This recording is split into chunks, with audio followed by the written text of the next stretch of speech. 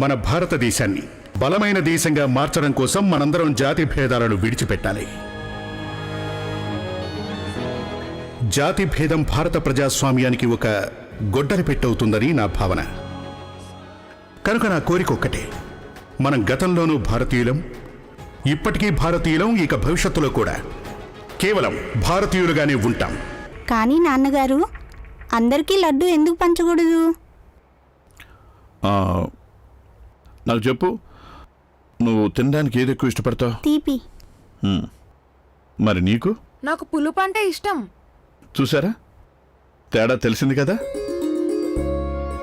ఏ ఇళ్లలో తీపి అంటే ఇష్టమో మనం ఆ ఇళ్లలోనే లడ్డూలు పంచాలి. సరేనా? వెళ్ళండి.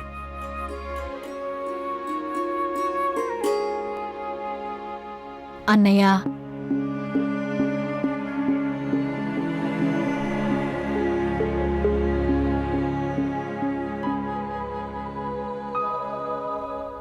నాకు అస్సలు ఇష్టం లేదు. పిల్లలు సంతోషంగా వెళ్ళినప్పుడు కొంతమంది ప్రవర్తన వల్ల వాళ్ళ మనసు బాధపడుతుంది కదా. వాడు తీసుకెళ్లిన లడ్డూలను నిరాకరించి పంపకూడదు.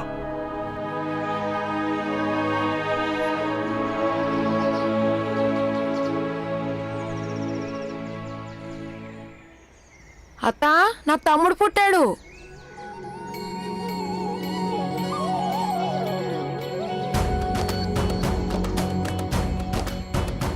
అక్క, నా తమ్ముడు పుట్టాడు.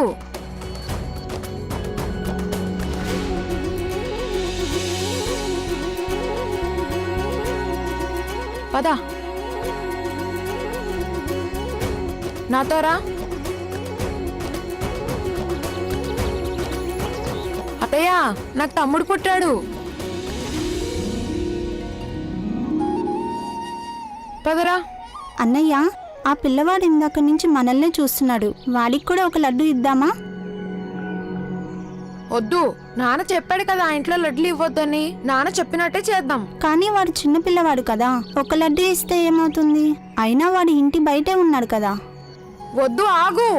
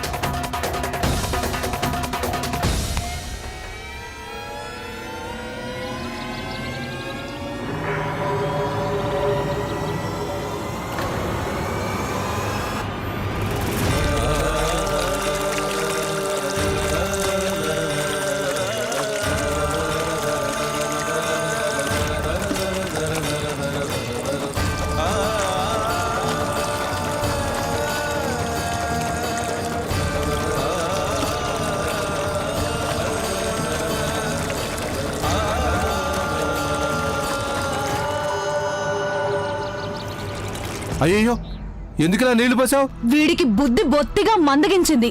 వాళ్ళ చేతుల్లో లడ్డు తీసుకున్నాడు, జాతి కులం మట్టిలో కలిపేశాడు.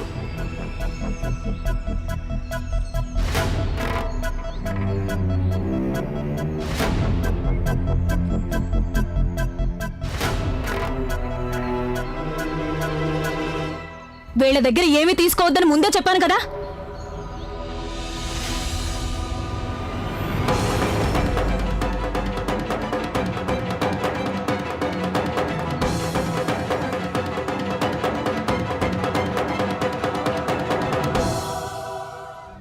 మీరు ఇక్కడేం చేస్తున్నారు? అత్తయ్య మీకోసం వెతుకుతోంది. వెళ్ళండి, వెళ్ళండి, త్వరగా వెళ్ళండి.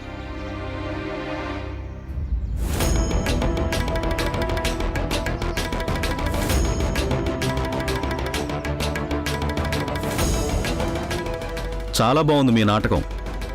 ఎదురుగా వస్తే సెల్యూట్ కొడుతున్నారు, కానీ వాళ్ళ పిల్లలిచ్చే లడ్డూలు మాత్రం తీసుకోకూడదంటున్నారు. అసలు ఇది ఎక్కడ మతాచారమో చెప్పండి. చూడు, ఉద్యోగరీత్యా అతను మా పై అధికారి, కానీ సమాజంలో మేము అతని కంటే ఎన్నో రెట్లు పైనున్నాం. ఇప్పుడు నా భార్య చేసింది కరెక్టే, అదేవిధంగా నేను చేసింది కూడా కరెక్టే. అర్థమైందా?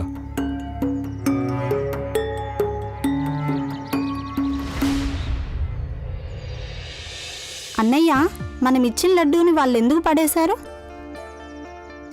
నాన్న చెప్పాడు కదా, లడ్డూలు ఎవరికి ఇష్టమో వాళ్ళకే ఇవ్వమని. వాళ్ళకి లడ్డూలు అంటే ఇష్టం లేదేమో, అందుకే పడేశారు. పదా.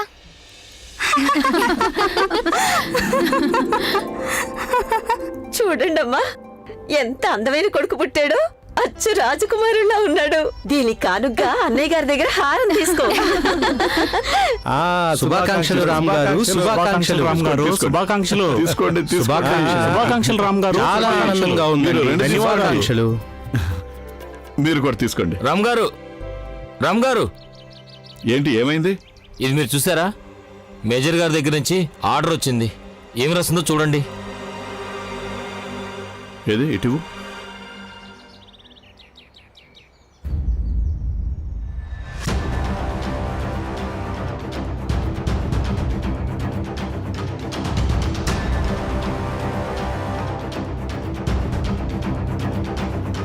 అంటే దీని అర్థం ఇది గాలివార్త కాదు, నిజమే.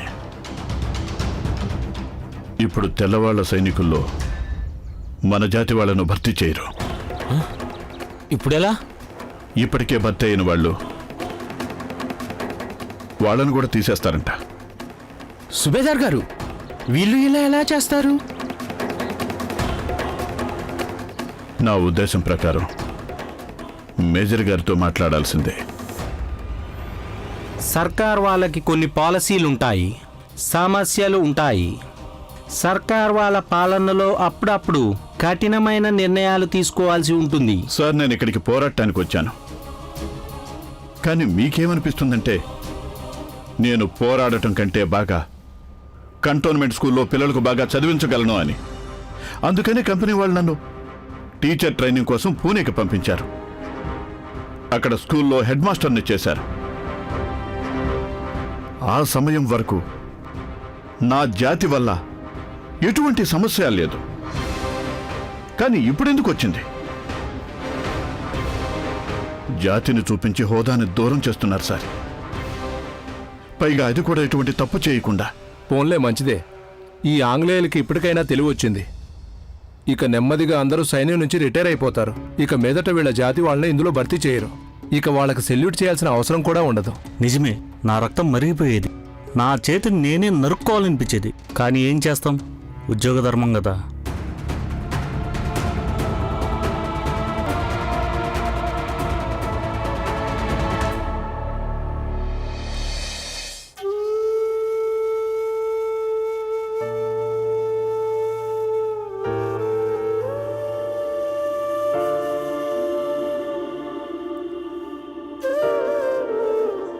నానా,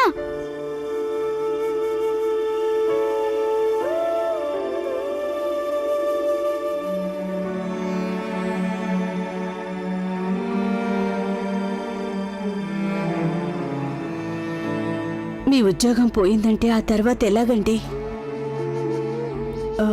నా ఉద్దేశం, కూతుర్లకి పెళ్లి చేయాలి, కొడుకులకి భవిష్యత్తుంది.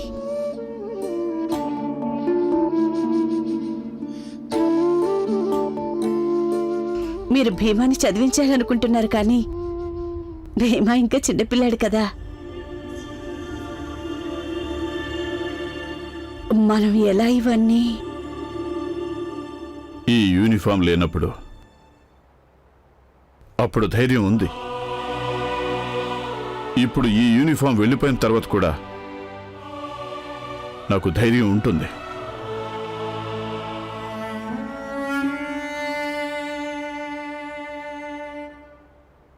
నువ్వు వాళ్ళ గురించి ఆలోచించు. ఎవరికైతే ఇంకా సర్వీస్ ఉందో వాళ్ళను కూడా బలవంతంగా తీసేస్తున్నారు. ఎందుకలా? కొత్త నియమం వచ్చింది. ఇక మన జాతి వాళ్ళు సైనికులుగా ఉండలేరు. ఆలోచించాల్సిన విషయం ఏంటంటే, ఇక మన జాతి సమాజం అబ్బాయిల పరిస్థితి ఏమిటి?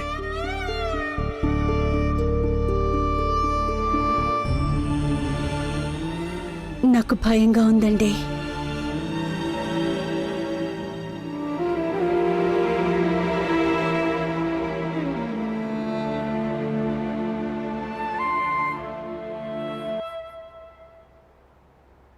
మీ అమ్మ భయం న్యాయమైనదే. ఎప్పుడైతే భయం చితిలాగా మండటం మొదలవుతుందో అప్పుడు చింతించక తప్పదు. అయినా నీకు తెలుసా, నాకు కంగారుగా అనిపించినప్పుడు నేనేం చేస్తుంటానని? తుకారాం గారి భజనలు, అలాగే కబీర్ దాస్ గారి కవితలు. కష్టాలే దాట నువ్వే ఆధారం, నువ్వే మాధారం, కనిపించే దైవం, మనుషుల్లో అసమానత నీ వల్లే దూరం, నువ్వే మా ధైర్యం, నడిపించే సైన్యం, కడగళ్ళే దాట నువ్వే ఆధారం, మనుషుల్లో అసమానత నీ వల్లే దూరం, నీ మాటలో ఈ దేశం సాగుతుందిలే, రాజు పేద కుల మతాలు మాయమాయలే, నాయకుడేలే భీమ్రావ్, మహానాయకుడేలే భీమ్రావ్, నాయకుడేలే భీమ్రావ్, మహానాయకుడేలే భీమ్రావ్, పేద బతుకులో ఓ దేవుడా ప్రజల కోసమే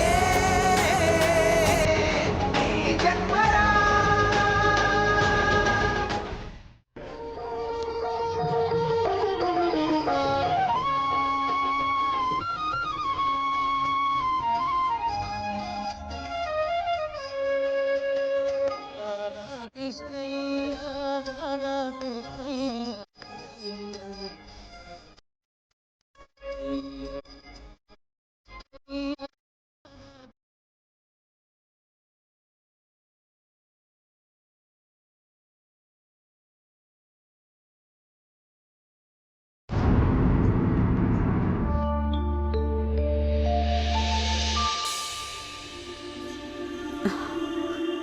వదిన గారు, వదిన ఏమైంది? నిజం చెప్పనా వదినా? ఇన్ని సంవత్సరాలుగా నన్ను వదిలి వెళ్ళిన భర్తను నేను ఇంతవరకు తలుచుకోలేదు.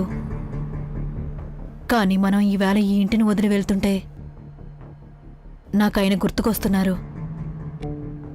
ఈ ఇంట్లో నుండే కదా నన్ను ఆయన పెళ్లి చేసుకుని తీసుకెళ్లారు.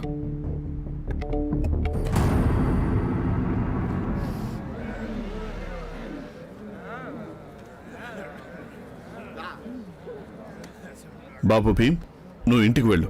నిన్ను త్వరగా తయారు చేయమని అమ్మకు చెప్పు. ఇవాళ మనకిక్కడ ఆఖరి రోజు. నేను మీ అందరికీ ఊరంతా తిప్పి చూపిస్తాను. వెళ్ళు. విధిరాత ఎంత విచిత్రమైనది.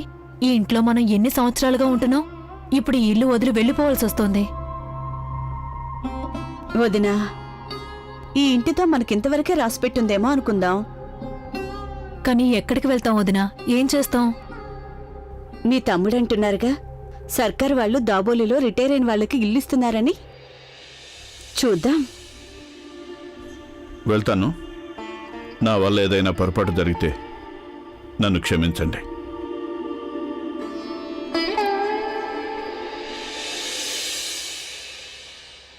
అమ్మా అమ్మా, నాకు మంచి మంచి బట్టలు తీసి నన్ను నాన్న బయటికి తీసుకెళ్తా అన్నారు.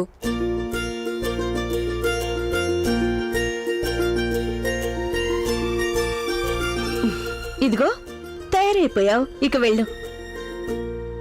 ఏంటా తయారు చేయడం? కాస్త చక్కగా తయారు చేయొచ్చు కదా. బట్టలన్నీ పెట్టెలో సర్దేశానండి, మళ్ళీ తీయాల్సి వస్తుంది. అయితే ఏమైంది, తీయొచ్చు కదా. మంచి బట్టలు తనకి. బాలా, ఆనంద్, మంజుల, తులసా, పదండి. మీ అందరిని అలా బయట తిప్పి తీసుకొస్తాను. అందరినీ తీసుకెళ్తే ఇక సామాన్లు ఎవరు సర్దుతారు? నేనొక్కదాన్నా? పైగా నాకు ఆరోగ్యం కూడా బాలేదు. అవునా అన్న, సామాన్లన్నీ అలాగే ఉన్నాయి. మీరు భీమ్ని తీసుకెళ్ళండి, నేను అమ్మకు సహాయం చేస్తాను. సరే, ఇలా చూడు. ఆ మీ అందరికి తినడానికి ఏమైనా తీసుకురానా? జిలేబీ, రాబ్జీ, ఇంకేమైనా? చూడండి, ఇవాళ మనకిక్కడ ఆఖరి రోజు. ఇక్కడ జ్ఞాపకాలే మిగులుతాయి మనకి. మీరు ఏమడిగినా సరే నేను తీసుకొస్తాను. నాన్నగారు, నా కోసం జిలేబీ తీసుకురండి, అలాగే నా కోసం బూందీ లడ్డు తీసుకురండి, నా కోసం బర్ఫీ, నా కోసం సమోసా తీసుకురండి. ఇక మిఠాయి అయితే అందరి దగ్గర తీసుకొని తింటాను. అవునవును, మొత్తం దుకాణమే కొనేయండి. వీళ్ళకి సాకు దొరికితే చాలు. అన్నయ్య నా కోసం కూడా ఏమైనా తీసుకురా. ఇవాళ వెళ్ళి ఏమడిగినా సరే నేను అవన్నీ తీసుకొస్తాను.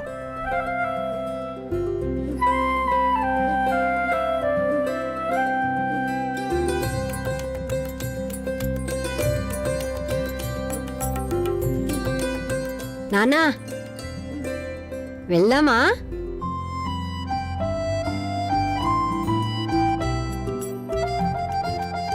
ఇట్రా.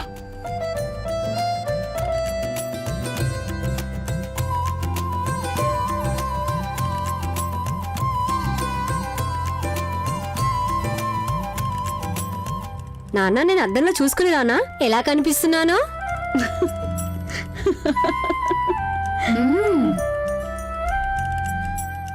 వెళ్ళు వెళ్ళి చూసుకోనరా, వెళ్ళు.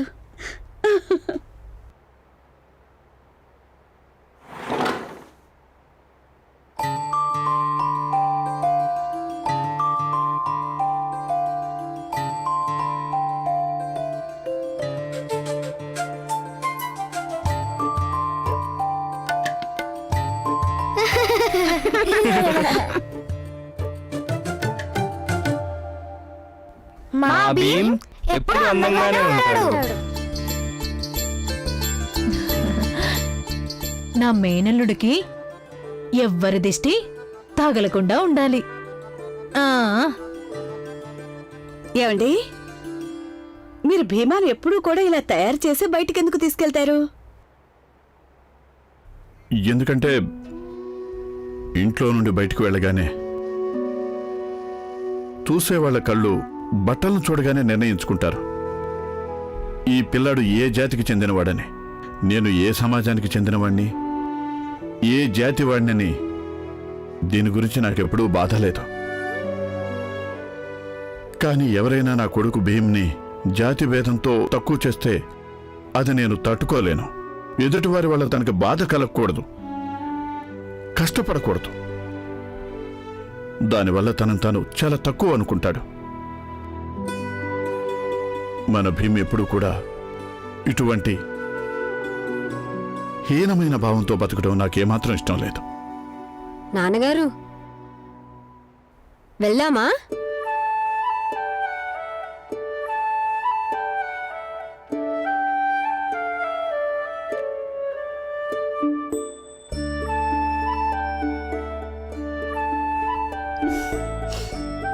ఈ చేతికర్ర, పుస్తకం ఇవెందుకు?